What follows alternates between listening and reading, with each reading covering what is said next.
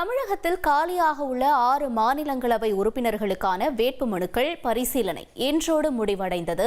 கமல்ஹாசன் உள்ளிட்ட 6 பேரின் வேட்புமனுக்கள் ஏற்கப்பட்டுள்ளன. இதுகுறித்தான கூடுதல் தகவல்களை செய்தியாளர் பாஸ்கர் வழங்கிட நாம் கேட்கலாம்.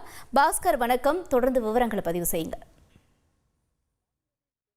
மாநிலவை தேர்தலுக்கான வேட்புமனு தாக்கல் கடந்த 2ஆம் தேதி தொடங்கியது. வேட்புமனுக்களை தாக்கல் செய்வதற்கு நேற்று பிற்பகல் 3 மணியோடு கால அவகாசம் முடிவுற்றது.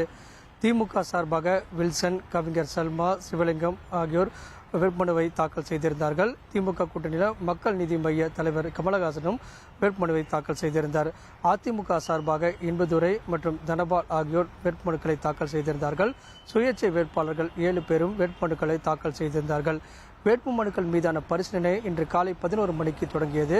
இதில் திமுக மற்றும் அதிமுக வேட்பாளர்களுடைய வேட்புமனுக்கள் ஏற்றுக்கொள்ளப்பட்டது. 7 சுயேட்சை வேட்பாளருடைய வேட்புமனுக்கள் நிராகரிக்கப்பட்டது. இதன் காரணமாக 6 பேரும் போட்டியின்றி தேர்ந்தெடுக்கப்படுகிறார்கள். வில்சன், கவிஞர் சல்மா, சிவலிங்கம், கமலஹாசன், இன்பதுரை, தனபால் திமுக அதிமுக வேட்பாளர்கள் போட்டியின்றி தேர்ந்தெடுக்கப்படுகிறார்கள். 12ஆம் தேதி பிற்பகல் 3 மணிக்கு பிறகு அதிகாரப்பூர்வமாக தேர்தல் ஆணையம் இதற்கான அறிவிப்பை வெளியிடும்.